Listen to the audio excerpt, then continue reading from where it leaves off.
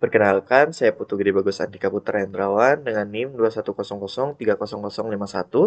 Di sini saya akan menjelaskan atau memperkenalkan sistem e-commerce yang saya buat, yang saya namai Blu-ray Game Store.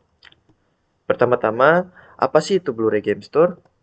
Nah, jadi Blu-ray Game Store merupakan sebuah website jual beli Blu-ray disc atau yang biasa disebut dengan kaset game. Jadi dengan adanya sistem ini, saya bertujuan untuk mempermudahkan para gamers untuk membeli kaset game yang mereka inginkan tanpa harus menuju ke toko yang mereka inginkan untuk membeli produk tersebut. Nah, jadi pertama-tama pembahasannya yaitu yang kedua ya pembahasannya itu ada dua topik. Yang pertama ada analisis dan diagram.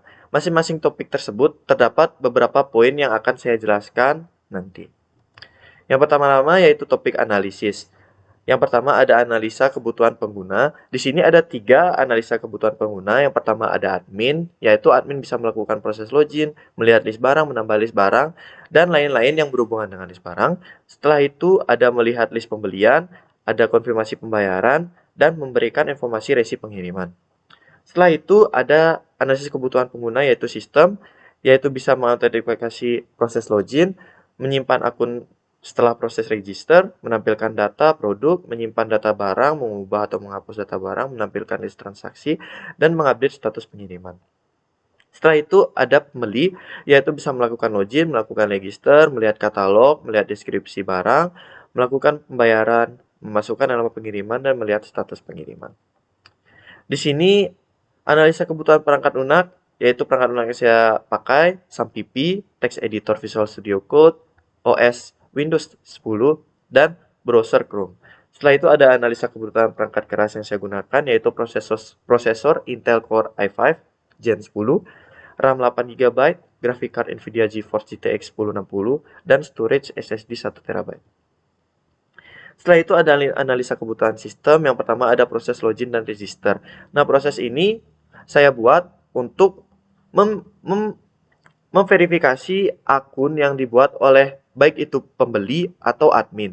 Nah, dengan adanya proses login, pembeli dapat melakukan pembelian. Kalau admin, dia melakukan proses login untuk memodifikasi list produk barang yang terdapat di dalam database. Setelah itu ada katalog. Di sini katalog berfungsi untuk menampilkan produk-produk apa saja yang terdapat di dalam website. Nah, katalog ini dapat diakses oleh pembeli maupun admin. Setelah itu ada fitur pencarian barang. Di sini fitur ini dikhususkan untuk pembeli yang berguna untuk memudahkan para pembeli untuk mencari barang yang mereka inginkan dengan mengetik nama produk tersebut. Setelah itu ada status pengiriman. Nah, status pengiriman ini berfungsi untuk memberitahu kepada pembeli bahwa barang tersebut sedang dikirim dan memberikan resi pengiriman, dan resi pengiriman diberikan oleh admin setelah pembayaran dikonfirmasi. Setelah itu kita akan sampai di analisis spesies tabel. Analisis spesies tabel ini merupakan sebuah analisis di mana kita mengkomparasikan sistem yang sudah ada dengan sistem yang akan kita usulkan. Analisis spesies ini terdapat 6 poin, yaitu performance, information, economic, control, dan lain-lain yang akan saya bahas nanti. Yang pertama yaitu performance. Di sini sistem yang sedang berjalan yaitu informasi mengenai produk yang diberikan ke pembeli melalui pamflet atau iklan tidak tersampaikan dengan baik. Nah, sistem yang diusulkan yaitu informasi yang diberikan akan lebih jelas, lengkap, dan akurat serta sampai dengan cepat ke pembeli hanya dengan mengakses website toko online tersebut. Yang kedua yaitu information, yaitu informasi sistem yang sedang berjalan. Informasi yang diberikan di dalam sosial media maupun pamflet tidak memberikan informasi secara mendetail. Nah, sistem yang diusulkan yaitu sistem akan memberikan informasi yang mendetail mengenai produk yang ditawarkan seperti deskripsi produk dan lain-lain. Setelah itu di ekonomik, sistem yang lama menggunakan sosial media dan membuat pamflet sehingga mengenai produk dijual sehingga terjadi pemborosan dalam kegiatan promosinya. Setelah itu sistem yang diusulkan yaitu sistem yang ini dibuat akan lebih menghemat pengeluaran dengan menekan anggaran yang tidak perlu di dalam mempromosikan produk seperti media kertas dan media cetak lainnya. Setelah itu ada kontrol, yaitu sistem yang sedang berjalan, yaitu sistem yang ada saat ini rentan terjadinya manipulasi, baik manipulasi riwayat pembelian, maupun menaikkan harga barang tanpa diketahui oleh seseorang keuangan yang bersangkutan. Setelah itu sistem yang diusulkan, yaitu sistem ini akan meminimalisir kecurangan, riwayat pembelian, atau yang berhubungan dengan transaksi. Yang selanjutnya yaitu efisiensi, yaitu di mana sistem yang sedang berjalan saat ini, transaksi atau pembelian akan terhenti jika toko sudah tutup dan pembeli harus datang ke toko untuk melakukan pembelian barang. Setelah itu sistem yang diusulkan, yaitu dengan adanya sistem ini, pembeli tidak perlu datang langsung ke toko untuk melakukan pembelian dan transaksi bisa dilakukan via transfer. Dan yang terakhir ada security, yaitu sistem saat ini belum memiliki keamanan di dalam proses transaksinya. Dan sistem yang diusulkan yaitu dengan adanya sistem toko online ini, keamanan dalam transaksi akan terjamin di mana tidak akan ada kasus kekurangan bayar, penipuan, dan lain-lain. Selanjutnya kita akan sampai di poin diagram, di mana poin diagram tersebut terdapat 3 poin yaitu flowchart, DFD, dan IRD, dan mapping. Pertama-tama kita akan membahas tentang flowchart. Flowchart di sini akan dimulai ketika pembeli mengakses website.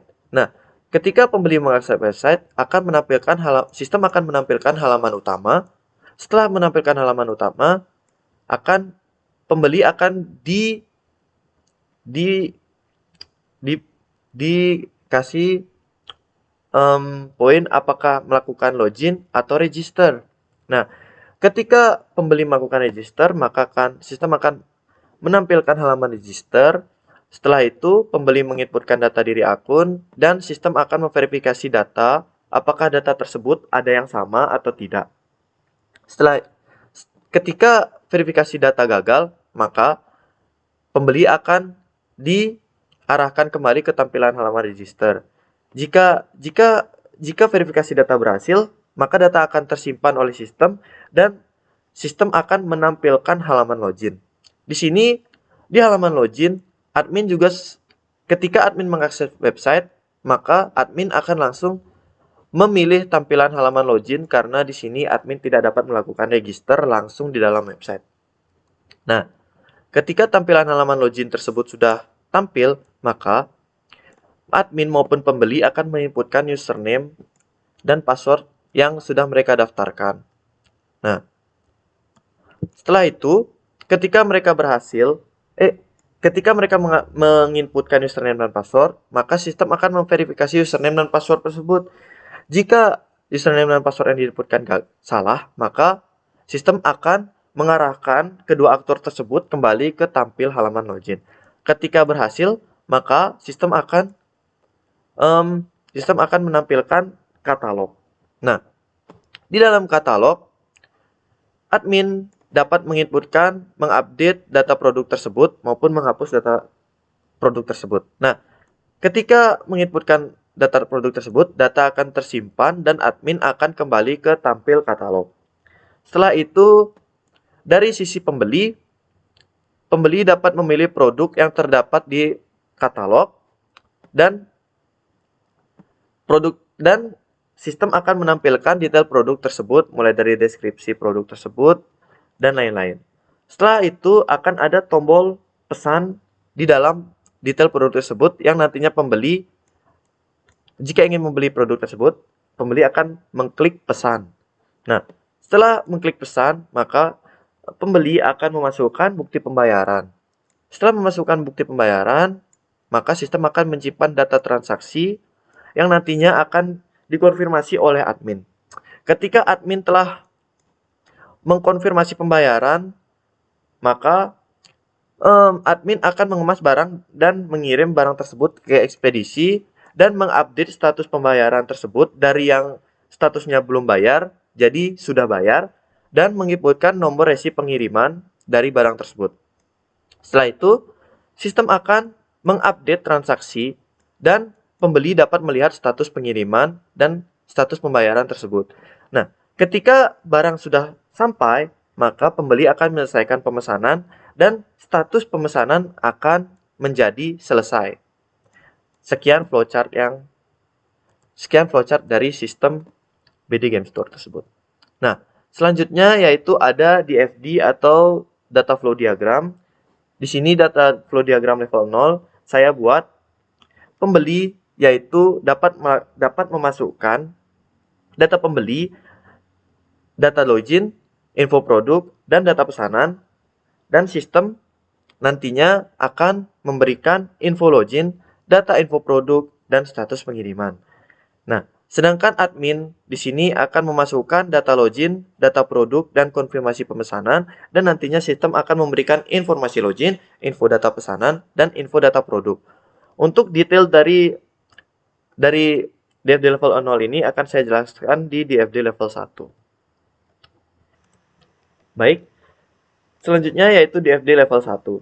DFD level 1 ini terdapat 5 proses yang terdiri dari register, login, katalog, manipulasi data, dan pesan produk. Pertama-tama yaitu proses register, di mana proses register ini hanya bisa dilakukan oleh pembeli, di mana pembeli ini ketika tidak mempunyai akun, maka mereka akan melakukan register. Di dalam register, yaitu pembeli memasukkan data pembeli yang dapat berupa username, password, nama mereka, nomor telepon, dan lain-lain. Dan data pembeli tersebut akan disimpan di tabel user di dalam database. Setelah itu, ada proses login. Proses login ini dapat dilakukan oleh admin dan pembeli. Nah, proses login ini, admin atau pembeli memasukkan data login berupa username dan password yang mereka buat di dalam akun yang mereka buat. Nah, ketika data login yang dimasukkan itu benar, maka sistem akan mengverifikasi data login tersebut di dalam TB user. Nah, ketika username dan password tersebut benar, maka TB user akan mengeluarkan info login yang nantinya info login akan disalurkan ke pembeli atau admin yang berfungsi untuk memberitahu aktor tersebut jika mereka sudah berhasil login atau gagal login. Setelah itu ada proses katalog. Proses katalog ini pembeli ketika ingin mengecek suatu produk, mengecek detail produk. Nah, maka pembeli akan memasukkan cek data produk yang nanti proses ini akan dilihat dalam database produk mana sih yang ingin dilihat detailnya. Nah, setelah itu TB produk akan mengeluarkan info data produk yang nantinya akan disalurkan kepada pembeli yang ingin melihat detail produk tersebut. Setelah itu, di katalog produk ini berhubungan dengan manipulasi data produk yang dimana admin itu memasukkan data produk yang bisa berupa update, delete, atau insert yang nantinya data produk ini akan disimpan di tabel produk yang nantinya akan masuk ke dalam katalog produk. Nah, di dalam katalog produk nanti akan ada info data produk yang disalurkan ke admin ketika data produk yang dimanipulasi tersebut berhasil diinputkan.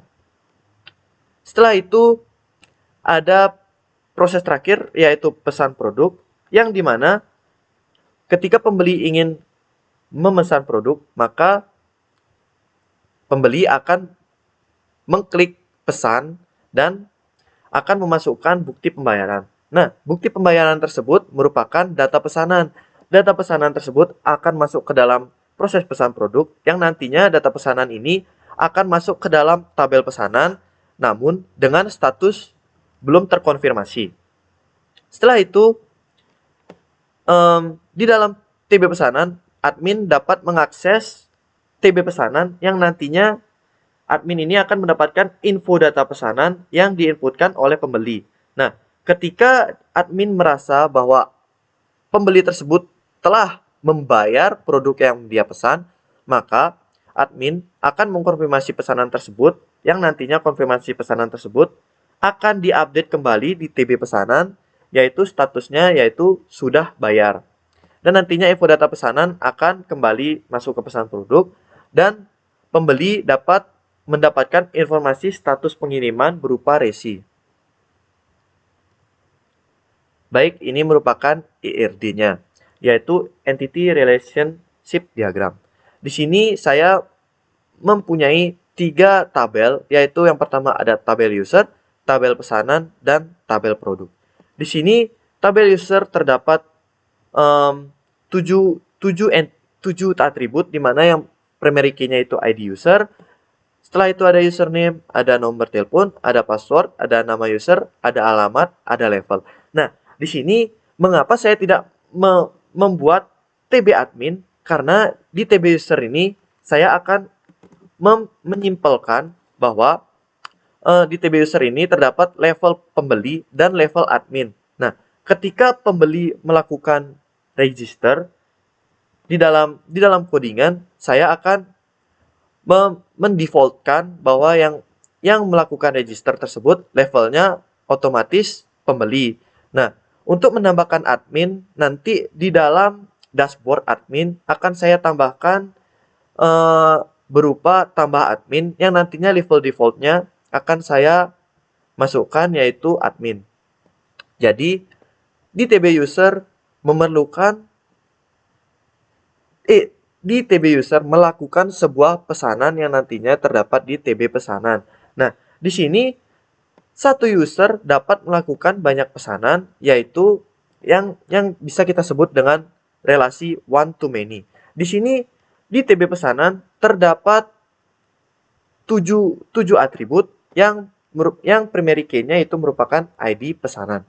Di sini terdapat nama user sebagai foreign key dari TB user, ada nama produk yang merupakan foreign key dari TB produk, ada alamat yang merupakan foreign key dari TB user, ada harga yang merupakan foreign key dari TB produk, ada bukti pembayaran, dan ada status pemesanan tersebut.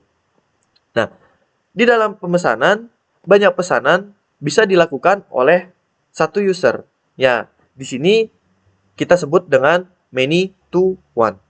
Setelah itu, TB pesanan memerlukan satu produk. Banyak pesanan memerlukan satu produk. Nah, satu produk di sini bisa kita simpulkan bahwa relasi antara TB pesanan dan TB produk merupakan many to one. Nah, di sini TB produk terdapat 7 atribut. Yang pertama yaitu primary key-nya, yaitu ID produk. Setelah itu ada nama produk, ada harga, ada stok, ada foto produk, ada kategori, dan ada deskripsi. Nah, di sini satu produk dapat dimasukkan ke dalam banyak pesanan.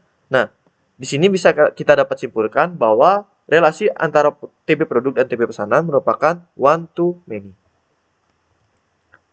Selanjutnya adalah mapping. Di sini mapping yang saya buat yaitu terdapat 3 tabel. Yang pertama itu TB user, yaitu ID user yang merupakan integer, username yang merupakan varchar 30, password yang merupakan varchar 30, nama user yaitu varchar 100, nomor telepon yaitu varchar 15, alamat yaitu varchar 100, dan level yaitu varchar 20. Nah, selanjutnya ada TB produk, yaitu ada ID produk yang merupakan integer, yang merupakan primary key, ada nama produk yang saya masukkan itu tipe data yang varchar, ada kategori yang varchar, deskripsi yaitu teks, harga integer, stok yaitu integer, dan foto produk yaitu BLOB yang nantinya akan menyimpan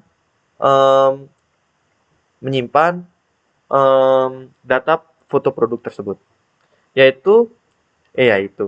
Setelah itu ada TB pesanan. TB pesanan di sini ada ID pesanan sebagai primary key yang bertipe data integer. Setelah itu ada nama user, ada nama produk, ada alamat yang bertipe data teks, yaitu ada harga yang bertipe data integer, setelah itu ada bukti pembayaran yang bertipe data BLOB karena nantinya pembeli akan menginputkan foto bukti pembayaran. Setelah itu ada status yaitu varchar 100. Di sini foreign key terdapat di TB pesanan, yaitu nama user yang foreign key-nya ada di TB user. Setelah itu ada nama produk yang foreign key-nya ada di TB produk.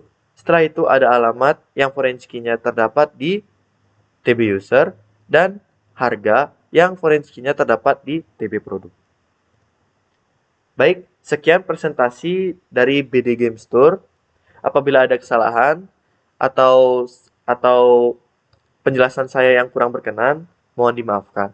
Sekian presentasi dari saya, terima kasih.